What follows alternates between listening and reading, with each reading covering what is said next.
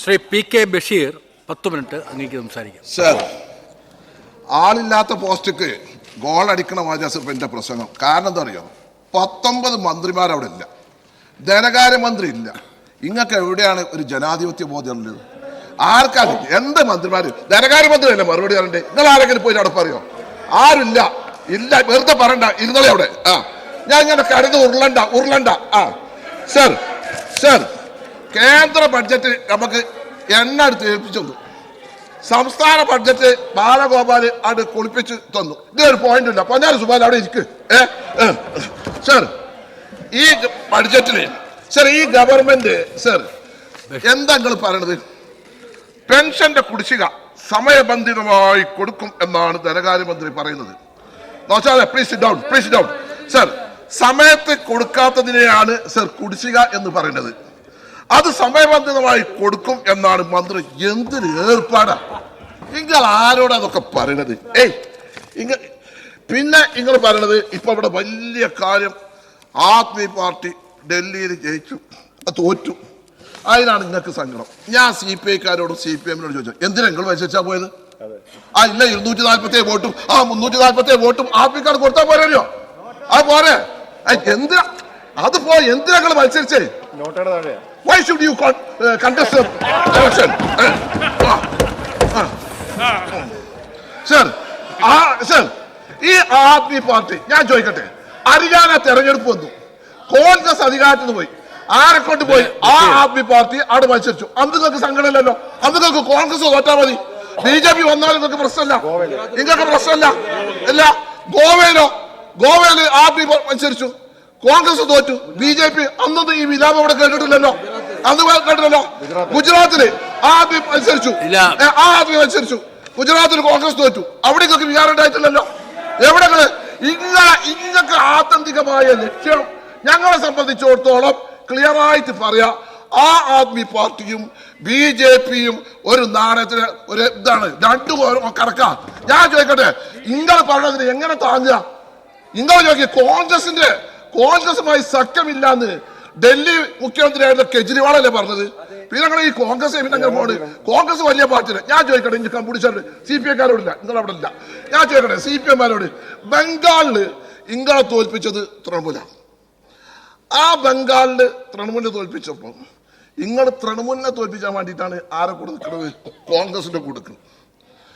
Trinamool തോറ്റാ രാജ്യമെന്ന് BJP. പിന്നെന്താ ഈ പറയാം? നിങ്ങളെ പറയാം. അതുകൊണ്ടില്ല, ഇങ്ങക്കൊക്കെ വൈകി വന്ന ബുദ്ധി ഉണ്ടാവുള്ളൂ. ഇപ്പൊ നിങ്ങൾ എവിടുക്കാ പോണത്? വിദേശ സർവകലാശാല. ആ വിജിൻ അവിടെ ഉണ്ടോ? എന്റെ ബഹുമാനായ സുഹൃത്ത്, യുവ സുഹൃത്ത് വിജിൻ, ആ വിദേശ സർവകലാശാല മറ്റേ നമ്മുടെ വിദേശ നരേന്ദ്രമോദിന്റെ പോയിട്ട് മുഖത്തടിച്ചത്. എന്നിട്ട് നിങ്ങളിപ്പോ വിദേശ സർവകലാശാലക്ക് അതിന് ക്യാമ്പസ്, അതിന് സൗകര്യങ്ങൾ ഒക്കെ ചെയ്യാം. സ്വാശ്രയ കോളേജ് ഇങ്ങക്കില്ല. ഒന്നാമത്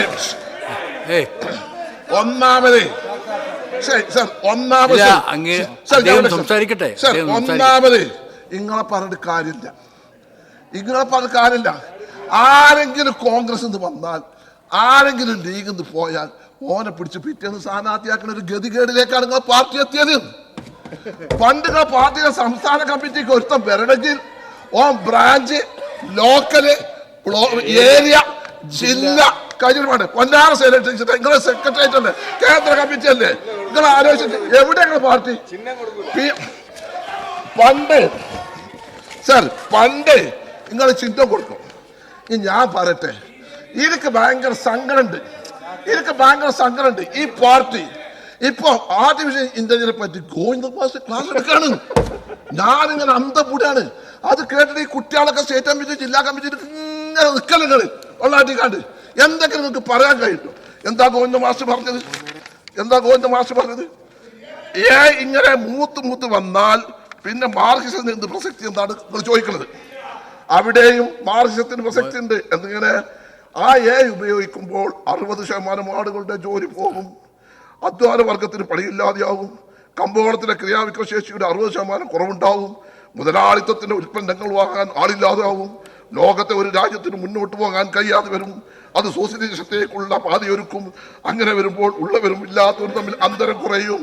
അത് മൗലിക മാറ്റത്തിന് കാരണമാകും. ഈ സാഹചര്യത്തിലാണ് മാർക്ക് സമ്പത്തിന്റെ വിജനം എന്ന് പറയുന്നത്. ഇത് ചിലപ്പോൾ നടക്കണമെങ്കിൽ 100-150 കൊല്ലം കഴിയുന്നു. ഭാഷ പറയുന്നത് ഞാൻ അത് കേട്ടത് കൈയടിച്ചല്ലേ. പിന്നെ എന്തങ്ങനെ പറഞ്ഞു. പിന്നെ മാർക്സിസത്തിന് കാലഘട്ട ദോഷം ഉണ്ടാവില്ല. എന്നാൽ മതഗ്രന്ഥങ്ങൾക്കൊക്കെ കാലഘട്ട ദോഷം ഉണ്ടാവും. നല്ല മുന്നേ ശരിയാ, ഇങ്ങൊക്കെ ഉണ്ടാവുള്ളൂ. ഇങ്ങൊക്കെ എവിടെ അല്ലത്. നിങ്ങളൊന്ന് ആലോചിച്ച് നോക്കി. പിന്നെ ഞാൻ നിങ്ങളെ വിഷമിപ്പിക്കണ്ട. പിന്നെ ഇങ്ങനെ പറഞ്ഞു ഞങ്ങളെ പറ്റി ലീഗ്, ഞങ്ങൾ ജമാഅത്ത് ഇസ്ലാമി, മറ്റുള്ളവർ. ഞാൻ ചോദിക്കട്ടെ, അന്ന് നിങ്ങൾ പൊന്നാരി തെരഞ്ഞെടുപ്പപ്പോൾ സ്വന്തം പാർട്ടി പോളിറ്റ് ബ്യൂറോ അംഗത്തിന് എണീറ്റ് കൊടുക്കാത്ത നിങ്ങൾ 2 മണിക്കൂർ അവിടെ ഇങ്ങനെ കാത്തു നിന്നിട്ട് വന്നിട്ട് ഇങ്ങനെ കെട്ടിപ്പിടിച്ചത് ഞങ്ങളല്ല, നിങ്ങളാണ് തോൽക്കുമ്പോ. ഇപ്പൊ ജമാഅത്ത് ഇസ്ലാമി SDP 18,000 വോട്ടിന് രാഹുൽ മാങ്കൂട്ടം ജയിച്ചപ്പോ അപ്പൊ നിങ്ങളില്ല ബാർബർ ഷാപ്പിലെ കല്ല് പോലെ തേഞ്ഞ് പോണ ഒരു പാർട്ടിയായിട്ട് CPM മാറിയിക്കണം. ഞാൻ എന്താ മനസ്സിലാക്കാത്തത്? നിങ്ങളാണ് പറയണത്, വെറുതെ അങ്ങോട്ട് പറയണത്. പിന്നെ സർ, ബഹുമാനപ്പെട്ട ധനകാര്യമന്ത്രിയോട് ഞാൻ ചോദിക്കട്ടെ സർ, ഈ വന്യജീവിന്റെ അക്രമം ഇവിടെ ഉണ്ടാവും ഞാൻ വിചാരിച്ചിട്ടില്ല. അതിങ്ങനെ കേറിയിട്ട് ഇങ്ങനെ നിൽക്കുന്നത്. സർ, ബഹുമാനപ്പെട്ട ധനകാര്യമന്ത്രി, നിങ്ങൾ കടം എടുക്കണ പൈസയിൽ 92% നിങ്ങൾ കടം തിരിച്ചടക്കാനാ കൊടുക്കുന്നത്. 8% നാട്ടിലെ ഒരു കാര്യത്തിന് വരുന്നുള്ളൂ. എവിടെയാണ് നിങ്ങൾ ഈ കാര്യങ്ങളൊക്കെ നടക്കുക? സർ, തൊഴിലില്ലായ്മ ഇവിടെ ബഹുമാനപ്പെട്ട രാജീവ് സാർ നിങ്ങൾ ഇരിക്കണം. നിങ്ങൾ വ്യവസായ മന്ത്രിയാണ്. പ്ലീസ്. നിങ്ങൾ കേരളത്തിന്റെ വ്യവസായ മന്ത്രിയാണ്. അത്യാവശ്യം ഒരു ബോധമുള്ള മനുഷ്യനാണ്. അതുകൊണ്ടാണ് സർ 7.2% സർ നമ്മളെ ഇവിടുത്തെ തൊഴിലില്ലായ്മ നിരക്ക്. ആ നമ്മുടെ തൊഴിലില്ലായ്മ നിരക്ക് കേന്ദ്ര നിലം 3.2. എന്താ കാരണം? അത് നിങ്ങളൊന്ന് പറയണം. എങ്ങനെ പറ്റി നമ്മുടെ തൊഴിലില്ലായ്മ എത്ര ദുർബലമായത്? ദുർബലമായ സമ്പത്ത് അതിന്റെ പ്രശ്നം തന്നെയാണ്. പൈസ അല്ല, തൊഴിലുണ്ടാക്കാൻ കഴിയില്ല. നിങ്ങൾ ഉഷാറാണ്. നിങ്ങളെ 12 പൊതുമേഖലാ സ്ഥാപനങ്ങളിൽ 1-ാം തീയതി ശമ്പളം കൊടുക്കാൻ കഴിയില്ല. പിന്നെ നിങ്ങൾ നോക്കണം, നിങ്ങൾ അധ്വാനിക്കുന്ന തൊഴിലാളി വർഗത്തിന്റെ പാർട്ടിയാണ്. ഒരുത്തം അധ്വാനിച്ചാൽ അവന്റെ വിയർപ്പ് ഒട്ടുന്നതിന് മുമ്പ് അവന് കൂലി കൊടുക്കണമെന്ന് പഠിപ്പിച്ച മതത്തിന്റെ അനുയായികളായ ഞങ്ങൾ, അത് സോഷ്യലിസം വരും എന്ന് പറയുന്ന നിങ്ങൾ പക്ഷെ നമ്മൾ 6 മാസത്തിന് കൊടുക്കുന്നുണ്ടോ? നിങ്ങൾ കൊടുക്കുന്നുണ്ടോ? ഇല്ലല്ലോ. 12 മാസം. നിങ്ങൾ 12 പൊതുമേഖലാ സ്ഥാപനങ്ങൾ. ഞാൻ പറഞ്ഞല്ല, എക്കണോമിക് റിവ്യൂ അതിന് നോക്കണം, അത് വായിക്കണം. അതിന് വായിച്ചിട്ട് നിങ്ങൾ പറയണം, അത് പഠിക്കണം, അത് പറയണം.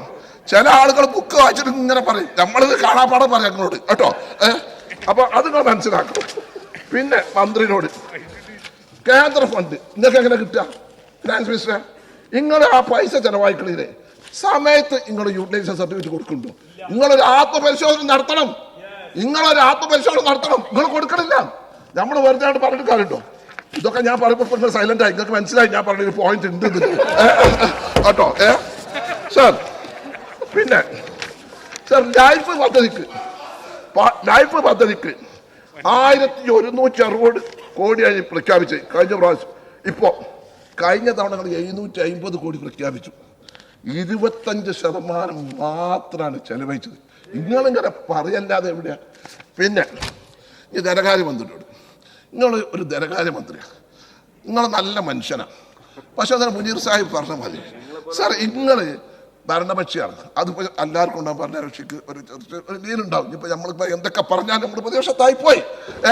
പക്ഷേ ഒരു 55% 60% എടുത്തിട്ട് ഒരു 40% ഓർക്ക് കൊടുക്കേണ്ട അദ്ദേഹം ഞങ്ങൾക്ക് തരണ്ടേ? നിങ്ങളതാ ചെയ്തത്.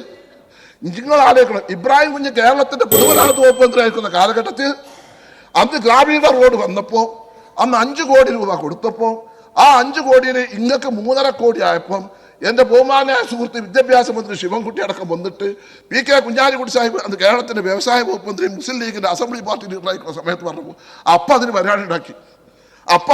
എല്ലാവർക്കും ഇക്വലൈസ് ചെയ്തു. മാണിസാറ് കേരളത്തിന്റെ ധനകാര്യമന്ത്രി ആയപ്പോൾ 5 കോടി രൂപ എല്ലാവർക്കും ഒരുപോലെ കൊടുത്തു. നിങ്ങൾ 12 കോടി നിങ്ങൾക്ക് ബഡ്ജറ്റിൽ 20%, ചിലർക്ക് 15 കോടി. ഗ്രാമീണ റോഡ് 4 കോടി 15 ലക്ഷം ഞങ്ങൾക്ക്, 100% രാജേഷ് മിനിസ്റ്റർക്ക് 8 കോടി. ഞങ്ങൾ കിട്ടിയ ഞങ്ങൾ ഫേസ്ബുക്ക് പോസ്റ്റ് ആക്കുമോ? അതുമില്ല കേട്ടോ. ഫേസ്ബുക്ക് പോസ്റ്റ് ഇട്ട് അങ്ങനെ നിങ്ങൾ എന്തൊക്കെ ചെയ്തു? ഒരു വിവേചനം പാടുണ്ടോ? നിങ്ങളത് പരിശോധിക്കണ്ടേ? പിന്നെ അതേപോലെ തന്നെ എൻ്റെ ബഹുമാന സുഹൃത്ത് മുനീർ സാഹിബ് ഇന്നലെ പറഞ്ഞു 5 ഫയർ സ്റ്റേഷൻ കൊടുത്തിട്ട് 4 ഫയർ സ്റ്റേഷനുകൾ ഏസും നടപടി പൂർത്തിയാക്കി 20% ഒരു പദ്ധതി. അത് നിങ്ങൾ എന്ത് ചെയ്ത്? അയാളൊരു മുൻമന്ത്രി, 32 കൊല്ലം കേരള നിയമസഭ അംഗം, അദ്ദേഹത്തിൻ്റെ ഒരു മണ്ഡലത്തിൽ ഒരു പ്രദേശമാണ്. സുബാന CPM ബുദ്ധിയുള്ള വർഗ്ഗങ്ങൾ ഒരു പറഞ്ഞു കൊടുക്കുക, ബുദ്ധിയുള്ള പാർട്ടി ആളുകൾ പറഞ്ഞു കൊടുക്കണം. അപ്പൊ ഇങ്ങനെയൊക്കെ ഒരു വിവേചനം കാണിക്കുന്ന നിലപാടില്ല. അതുകൊണ്ട് കോൺഗ്രസിനെ നിങ്ങൾക്ക് കൈവിടാൻ കഴിയില്ല. ഇവിടെ നിങ്ങളൊക്കെ പറഞ്ഞാലും ഇനിയിപ്പോ ഒരു കാര്യം നൗഷാദേ, ആർട്ടിഫിഷ്യൽ ഇന്റലിജൻസിന്റെ ക്ലാസ് നിങ്ങൾക്ക് എടുത്തരാൻ വേണ്ടി ഞാൻ ഗോവിന്ദ മാസ്റ്ററോട് പറയാം. ഞാൻ ഗോവിന്ദ മാസ്റ്റർ പറഞ്ഞിട്ട് 100-150 കൊല്ലം കഴിഞ്ഞിട്ട് നിങ്ങളെ 2 തലമുറ കഴിഞ്ഞിട്ട് ആ കുട്ടികൾക്ക് എങ്ങനെയെങ്കിലും ഉണ്ടെങ്കിൽ കമ്പ്യൂട്ടേഴ്സ് പഠിക്കാനുള്ള ഒരവസ്ഥ ഉണ്ടാക്കി തരാൻ ഞാൻ ഉപദേശിക്കാം എന്നാണ് പറഞ്ഞത്. എന്തൊരു വൈരുദ്ധ്യാശത ആർട്ടിഫിഷ്യൽ ഭൗതിക വാദമാണ് ചെറുത്. ശൈലജ ടീച്ചർ എന്ന് പറഞ്ഞാൽ നല്ലൊരു കമ്മ്യൂണിസ്റ്റ് ആണ്, അത്യാവശ്യം വിവരമുണ്ട്, അത്യാവശ്യം കോമൺ സെൻസും ഉണ്ട്. അതുകൊണ്ട് ഒരു കുഴപ്പമില്ലാതെ അങ്ങനെ മാനേജ് ചെയ്തോടെ പോവുകയാണ്. അതുകൊണ്ട് ഈ ബഡ്ജറ്റ് ജനങ്ങൾക്ക് ഉപകാരമില്ല, നാട്ടുകാർക്ക് ഉപകാരമില്ല, ഏതാണ്ട് പറഞ്ഞു. പിന്നെ ഒരു മനുഷ്യൻ ഈ ബഡ്ജറ്റ് അവതരിപ്പിച്ച് ഇവിടെ പ്രസംഗിക്കുമ്പോഴൊക്കെ ഞാൻ എൻ്റെ ബഹുമാന സുഹൃത്ത് വി ജോയ് അദ്ദേഹം ജില്ലാ സെക്രട്ടറി സ്പ്രേ വാങ്ങൂല, സോപ്പ് വാങ്ങൂല, ആര് ഗിഫ്റ്റ് ഒന്നും വാങ്ങൂല. പക്ഷെ അയാൾ ഇന്നത്തെ പ്രസംഗത്തിൽ ആ ഊർജ്ജസ്വലത കണ്ടില്ല. കാരണം ബഡ്ജറ്റ് നിരാശകരമാണെന്ന് അദ്ദേഹത്തിന് തന്നെ അറിയാം. എങ്ങനെ പാർക്കിലെ കമ്മിറ്റിക്ക് റിപ്പോർട്ട് ചെയ്യുന്നുണ്ടെന്ന് ആലോചിക്കുന്നത്. അതുകൊണ്ട് ഞാൻ ഈ ബഡ്ജറ്റ്